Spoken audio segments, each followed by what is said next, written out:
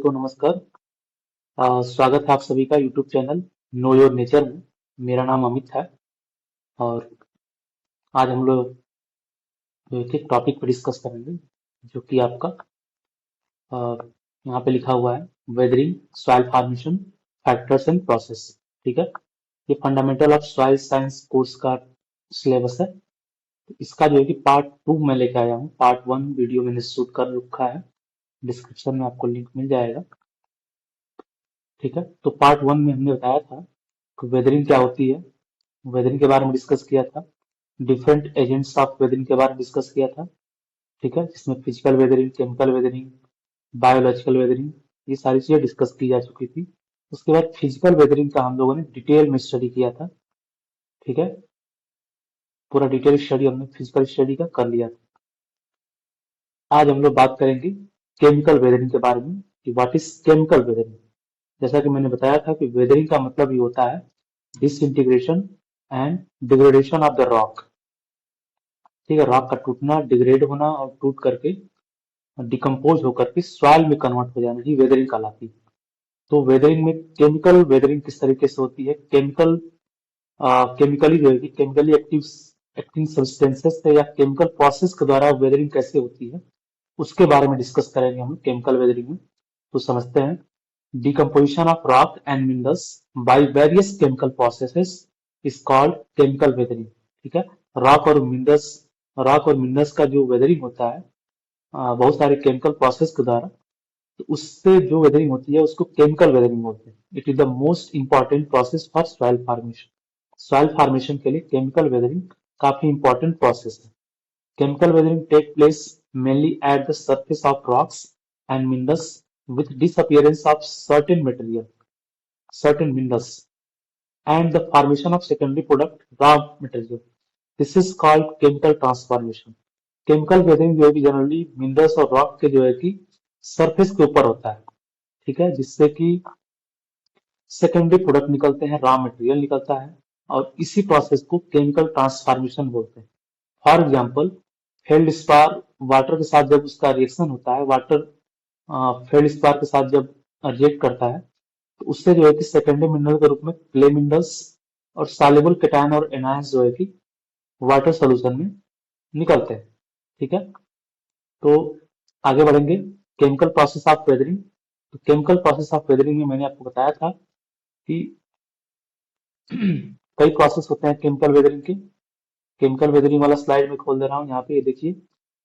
Hydration, hydrolysis, solution, carbonation, oxidation and reduction. तो ये chemical process है। सबसे पहले हम लोग समझेंगे हाइड्रेशन प्रोसेस को। हाइड्रेशन प्रोसेस में किस तरीके से केमिकल वेदरिंग होती है। ठीक है, समझते हैं हाइड्रेशन। हाइड्रेशन का मतलब होता है कि वाटर का इन्वॉल्व होना, वाटर मॉलिक्यूल्स का सरफेस के ऊपर इन्वॉल्व होना ही हाइड्रेशन होता है। हाइड्रेशन का मतलब होता है वाटर में भीग जाना, आमतौर पे अगर बात किया जाए तो किसी भी रॉक को, किसी भी फ्रेगमेंट्स में जब वाटर के संपर्क में आता है तो वो सॉफ्ट होता है और कमजोर होकर के टूटना शुरू हो जाता है। उसके अंदर जो है कि ढेर सारे रिएक्शन शुरू हो जाते हैं। समझते हैं hydration, chemical combination of water molecules with a particular substance or mineral leading to a change in structure। ठीक है, जब केमिकल कॉम्बिनेशन कॉम्बिनेशन होता है वाटर मॉलिक्यूल्स का किसी पर्टिकुलर मिनरल्स के साथ, तो उसका स्ट्रक्चर पूरी तरीके से चेंज हो जाता है। Soil forming minerals in rock do not contain any water and they undergo hydration when exposed to humid condition। जब soil forming minerals जो है कि वाटर के संपर्क में आते हैं, तो वो जो है कि एक्सपोज होते हैं, ह्यूमिड कंडीशन बियर कर लेते हैं, और ह्यूमिड कंडीशन बियर करने से वो मिनरल जो है कि उनका वैल्यूम बढ़ जाता है, क्योंकि स्वेलिंग प्रॉपर्टी होती है रॉक के अंदर या फिर किसी भी सॉइल पार्टिकल के अंदर। वाटर को कंज्यूम करके कुछ जो है कि रॉक या सॉइल स्वेल कर जाते हैं, फूल जाते हैं। ठीक है, जिससे उनका वैल्यूम भी बढ़ जाता है और इसके वजह से वो अपना जो है कि लस्टर खो देते हैं और सॉफ्ट हो जाते हैं। ठीक है, तो हाइड्रेशन प्रोसेस से मिनरल्स का वैल्यूम बढ़ जाता है। The minerals lose their lustre and become soft. Minerals जो है कि आप अपने लस्टर खो देते हैं, अपनी चमक को खो देते हैं और सॉफ्ट हो जाते हैं, और उनका जो है कि वेदरिंग स्टार्ट हो जाता है। ठीक है, it is the one of the most common process in nature and works with secondary minerals such as aluminum oxide and iron oxide, mineral and gypsum. ठीक है, ये काफी कॉमन प्रोसेस है नेचर में। और इस प्रोसेस के बाद जो है कि सेकेंडरी मिनरल्स के रूप में जैसे aluminium oxide, iron oxide, minerals और जिप्सम जो है कि प्रोड्यूस होता है। ठीक है, फॉर एग्जाम्पल आयरन ऑक्साइड यहाँ पे है, आयरन ऑक्साइड को हेमेटाइट भी बोलते हैं। हेमेटाइट जो है कि इसका कलर रेड होता है, इसका जब रिएक्शन वाटर के साथ होता है तो ये सॉफ्ट हो जाता है, सॉफ्ट होकर के लिमोनाइट में कन्वर्ट हो जाता है, और लिमोनाइट का कलर जो है कि येलो होता है। ठीक है, इसी लिमोनाइट की वजह से सॉइल का कलर जो है कि येलो हो जाता है, और हेमेटाइट की वजह से सॉइल का कलर आपका रेड रहता है। ठीक है, उसके बाद नेक्स्ट एल्यूमिनियम का ऑक्साइड है। एल्यूमिनियम का ऑक्साइड का जब रिएक्शन वाटर के साथ होता है तो वो जो है कि हाइड्रेटेड एल्यूमिनियम ऑक्साइड बना लेता है। ठीक है, जो कि सॉफ्ट हो जाता है और उसकी वेदरिंग स्टार्ट हो जाती है। उस तरीके से आपका कैल्शियम सल्फेट के साथ जब वाटर का रिएक्शन होता है तो वो जो है कि कैल्शियम सल्फेट आपका जिप्सम में कन्वर्ट हो जाता है। ठीक है, और जिप्सम जो है कि सॉइल के अंदर इजीली टूट करके मिल जाता है, घुल मिल जाता है। नेक्स्ट आपका magnesium oxide, ferrous oxide, silk oxide, जिसे कि ओलिवाइन बोलते हैं। ओलिवाइन का जब रिएक्शन होता है वाटर के साथ तो वो जो है कि सर्पेंटाइन में कन्वर्ट हो जाता है। ठीक है, वो सर्पेंटाइन में कन्वर्ट हो जाता है यानी सॉफ्ट हो जाता है, और उसकी वेदरिंग हो जाती है, वो जो है कि पूरी तरीके से सॉइल में घुल मिल जाता है। ठीक है, तो इस तरीके से हाइड्रेशन के द्वारा जो है कि केमिकल वेदरिंग होती है। नेक्स्ट है प्रोसेस ऑफ हाइड्रोलाइसिस। हाइड्रोलाइसिस का मतलब हो गया, हाइड्रो मतलब वाटर और लाइसिस का मतलब टूट जाना। तो वाटर मॉलिक्यूल्स का टूटना ही हाइड्रोलाइसिस कहलाता है। ठीक है, most important process in chemical weathering. Chemical weathering का मोस्ट इंपॉर्टेंट प्रोसेस है। It is due to the dissociation of H2O। इसमें क्या होता है कि H2O का डिसोसिएशन हो जाता है। वाटर मॉलिक्यूल्स जो है कि H प्लस आयन और OH आयन में जो है कि कन्वर्ट हो जाते हैं, और यही H प्लस आयन और OH आयन जो है कि किसी और केटायन आयन के साथ एडजॉर्ब होकर के सब्सटेंस को या रॉक या मिनरल्स को कमजोर करते हैं, जिससे कि उसमें वेदरिंग स्टार्ट हो जाता है। ठीक है,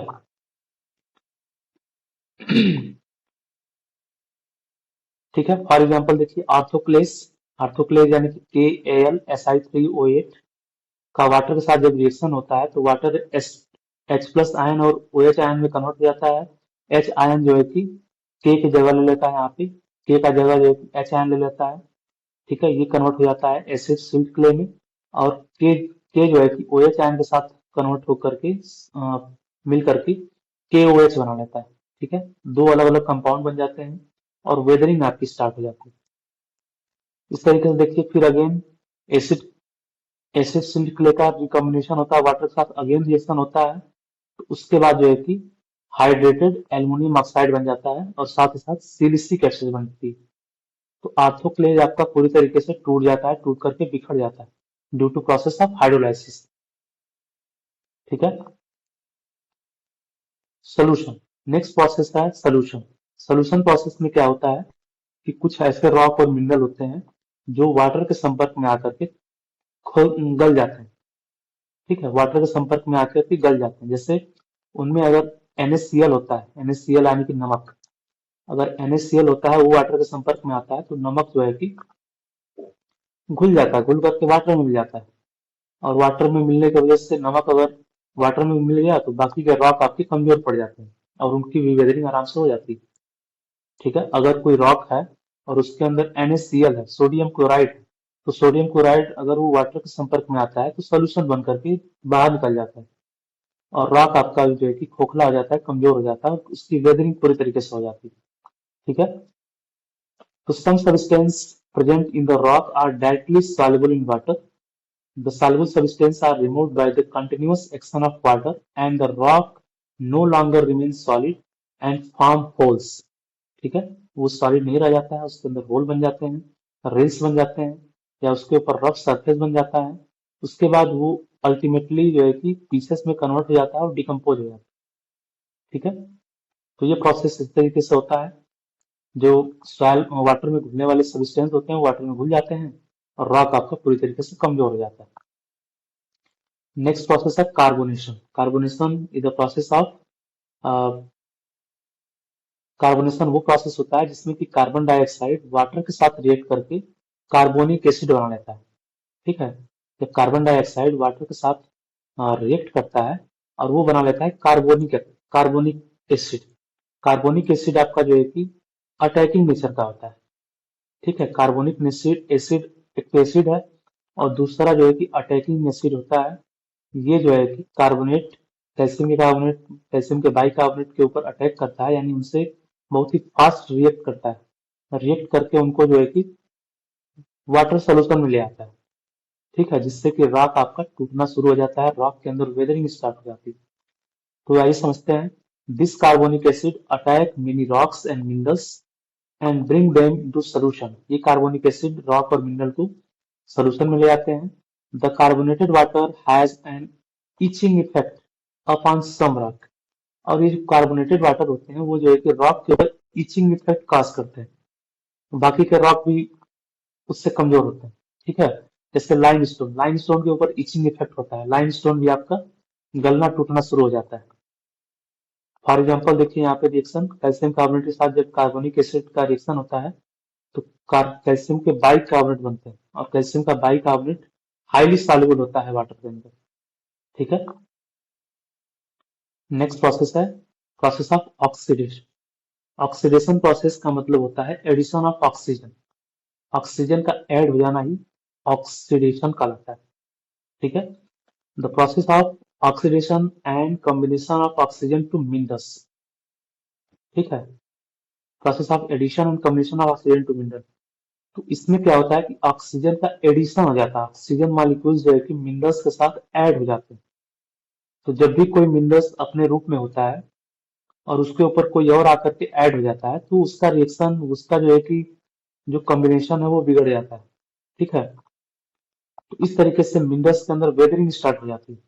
अगर कोई कंपाउंड है, उस कंपाउंड में कोई और आके अटैच हो गया, यानी ऑक्सीजन आके अटैच हो गया, तो ऑक्सीजन जो है कि धीरे धीरे और भी चीजों को ले आता है कि साथ में ऑक्सीजन के साथ वाटर के कंटेंट भी आते हैं और धीरे धीरे मिनरल्स आपके कमजोर होना शुरू हो जाते हैं। तो ऑक्सीडेशन प्रोसेस से मिनरल्स जो है कि आपके कमजोर होते हैं।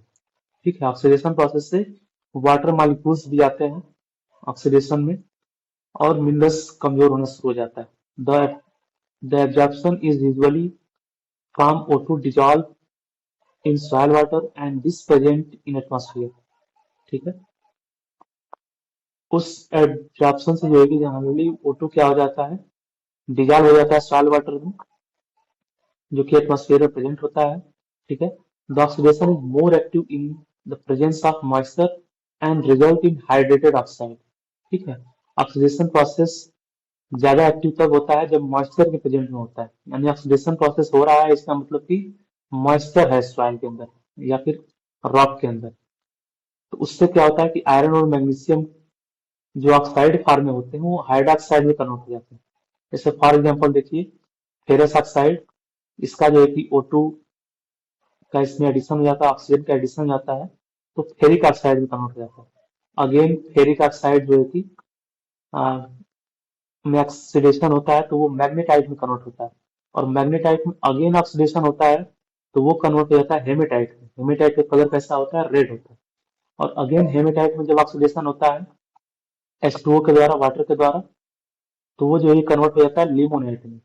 ठीक है, जिसका कलर आपका पिंक सॉरी येलो होता है, लिमोनेट का कलर येलो होता है।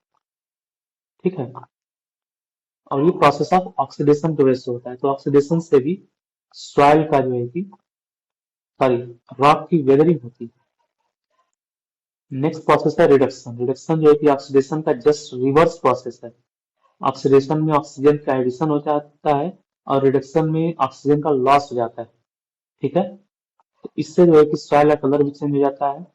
जैसे जो फेरस ऑक्साइड अगेन जो है कि फेरिक ऑक्साइड में कन्वर्ट हो जाता है और उल्टा प्रोसेस होता है, जैसे कि फेरिक ऑक्साइड से हेमेटाइट बन जाता है। ठीक है, हेमेटाइट से आपका जो है कि हेमेटाइट में क्या आ जाता है, ऑक्सीजन माइनस हो जाता है, वहां से ऑक्सीजन रिड्यूस होता है तो वो फेरस ऑक्साइड में कन्वर्ट हो जाता है, यानी रिड्यूस फॉर्म हो जाता है उसका फेरिक Fe2O3 यानी हेमेटाइट, हेमेटाइट से ऑक्सीजन का रिडक्शन हो जाता है, ऑक्सीजन मॉलिक्यूल्स का लॉस हो जाता है, तो वो कन्वर्ट हो जाता है फेरस ऑक्साइड में। और किसी भी तरीके का लॉस या किसी भी तरीके का एडिशन जो है कि रॉक और मिनरल के लिए खतरनाक होता है, और रॉक और मिनरल को तोड़ने के लिए काफी होता है। ठीक है, इस तरीके से रिडक्शन प्रोसेस के द्वारा वेदरिंग होता है। अब बात करेंगे हम लोग बायोलॉजिकल वेदरिंग। तो बायोलॉजिकल वेदरिंग यानी कि बायोलॉजिकल एजेंट्स के द्वारा होने वाला वेदरिंग बायोलॉजिकल वेदरिंग होता है। Unlike physical and chemical weathering, the biological और living agents are responsible for both decomposition and disintegration of rock and mineral। ठीक है, फिजिकल और केमिकल वेदरिंग की तरह ही बायोलॉजिकल और लिविंग एजेंट्स भी रिस्पॉन्सिबल होते हैं डिकम्पोजिशन के लिए और रॉक के डिसइंटीग्रेशन के लिए। ठीक है, तो पहला बायोलॉजिकल वेदरिंग में जो एजेंट है, बायोलॉजिकल एजेंट्स है, वो होते हैं मैन या एनिमल, मैन और एनिमल। ठीक है, तो मैन के द्वारा भी बहुत सारे वेदरिंग किए जाते हैं, मैन के द्वारा ढेर सारे प्रोजेक्ट बनाए जाते हैं। ठीक है, the action of man in disintegration of rock is well known as he cut rock to build dam, channel and construct road and building। ठीक है, मैन के द्वारा भी जो है कि डिसइंटीग्रेशन किया जाता है रॉक का। मैन क्या करते हैं आजकल, रोड रॉक को कट करते हैं, कट करके डैम डैम बनाते हैं, चैनल बनाते हैं, रोड का कंस्ट्रक्शन करते हैं, बिल्डिंग का कंस्ट्रक्शन करते हैं, रेलवे का कंस्ट्रक्शन करते हैं। ठीक है, ढेर सारी कंस्ट्रक्शन होती है सरकार के द्वारा, जिससे कि रॉक का वेदरिंग होता है। All these activities result in increasing the surface area of the rock for attack of chemical agents and accelerate the process of rock decomposition। ये एक्टिविटी क्या करती है, रॉक के सरफेस एरिया को बढ़ा देती है, जिसके वजह से केमिकल एजेंट्स का अटैक और बढ़ जाता है और रॉक का डिकम्पोजिशन प्रोसेस फास्ट हो जाता है।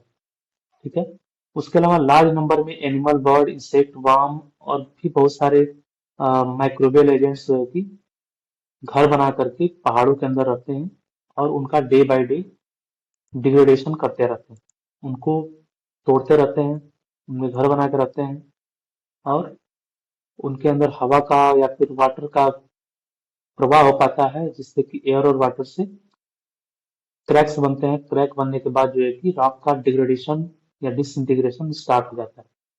ठीक है, खरगोश वगैरह होते हैं, रैबिट्स, वो भी क्या करते हैं, ग्राउंड को खोद करके उसके अंदर घर बना लेते हैं और रॉक के अंदर रहने लगते हैं, जिसकी वजह से रॉक का वेदरिंग हो जाता है। ठीक है, मोल्स एंड डेड एनिमल्स, वो भी क्या करते हैं, रॉक के अंदर ही सड़ते गलते हैं, जिससे कि रॉक कमजोर होता है, रॉक के ऊपर माइक्रोवेव एक्टिविटी शुरू हो जाती है और रॉक जो है कि टूटना शुरू हो जाता है।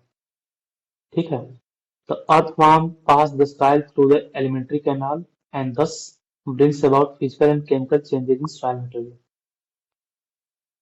ठीक है, अर्थवर्म जी भी जो है कि घर बना के रहते हैं, जिसकी वजह से ढेर सारे अ, छेद हो जाते हैं रॉक के अंदर और वहां पे जो है कि फिजिकल और केमिकल चेंजिंग होता है सॉइल के अंदर या रॉक के अंदर। ठीक है, नेक्स्ट है आपका higher plants and roots. Higher plants के रूट्स जो है कि रॉक को अंदर तक तोड़ देते हैं, अंदर तक रप्चर करते हैं और उसके बाद रॉक धीरे धीरे कमजोर हो जाता है, उसके अंदर रूट रेसिड्यूज भी छोड़ जाता है, जिसके ऊपर ढेर सारे माइक्रोबियल एजेंट्स काम करते हैं और धीरे धीरे रॉक की वेदरिंग स्टार्ट हो जाती है। ठीक है, जो काफी हार्ड रॉक होते हैं उनके अंदर भी रूट्स का पेनिट्रेशन हो जाता है, रूट्स उनके अंदर भी चला जाते हैं और उनका वो क्रैक हो जाते हैं, क्रैक होने के बाद जो है कि उनका वेदरिंग स्टार्ट हो जाता है। ठीक है, इसके अलावा नेक्स्ट है माइक्रो ऑर्गेनिजम्स। तो माइक्रो ऑर्गेनिजम्स जो है कि प्रोसेस ऑफ डिकम्पोजिशन का काम करता है, रॉक का जब डिसइंटीग्रेशन हो गया होता है तो उसके ऊपर जो है कि सॉइल फॉर्मेशन में मेन जो रोल प्ले करता है वो माइक्रो ऑर्गेनिजम्स करते हैं। तो बहुत सारे माइक्रो ऑर्गेनिजम्स जैसे कि बैक्टीरिया, मॉसेस, फंजाई, एक्टिनोमाइसीटीज, वायरसेस, हालांकि वायरस तो नहीं काम करता है, लेकिन बैक्टीरिया, फंजाई, एक्टिनोमाइसीटीज जो है कि सॉइल के अंदर बहुत ही बड़ा रोल प्ले करते हैं। ये जो है कि प्रोसेस ऑफ डिकम्पोजिशन का काम करते हैं। ठीक है, ऑर्गेनिक मैटर को जो है कि खाते हैं सॉइल के अंदर और डिकम्पोज करते हैं, जिसकी वजह से रॉक में भी वेदरिंग होती है और रॉक जो है कि कन्वर्ट होकर के धीरे धीरे टूट टूट करके सॉइल में कन्वर्ट हो जाता है। ठीक है, उसके अलावा और भी मेटाबॉलिक एक्टिविटी को परफॉर्म करते हैं सॉइल के अंदर। सॉइल के अंदर जो भी एक्टिविटी होती है वो सब कुछ जो है कि माइक्रो ऑर्गेनिज्म ही करते हैं, जैसे न्यूट्रिएंट अपटेक का काम करना हो, न्यूट्रिएंट को जो है कि सिंपलर कंपाउंड में तोड़ना हो, या फिर न्यूट्रिएंट को रूट्स के पास अवेलेबल कराना हो, ये सारा काम जो है कि माइक्रो ऑर्गेनिज्म ही करते हैं। ठीक है। They extract nutrients from the rock and nitrogen from air and live with small quantity of water. ठीक है। These organisms closely associated with the decay of plant and animal remains the, and thus liberate nutrient for the use of next generation plant and also produce CO2 and organic compounds which aid in mineral decomposition. ठीक है। ये micro organism क्या करते हैं, plant और animal residues को decompose करते हैं और उसमें से जो न्यूट्रिएंट आते हैं वो न्यूट्रिएंट को प्लांट को अपटेक कराते हैं, प्लांट के लिए अवेलेबल कराते हैं, उस न्यूट्रिएंट को कॉम्प्लेक्स फॉर्म से सिंपलर फॉर्म में ले आते हैं। ठीक है, जिससे कि प्लांट आसानी से उसे अपटेक कर पाता है। तो आज के लिए इतना ही। Thank you so much, thanks for watching. मिलेंगे नेक्स्ट वीडियो में नेक्स्ट टॉपिक के साथ। तब तक के लिए जय हिंद।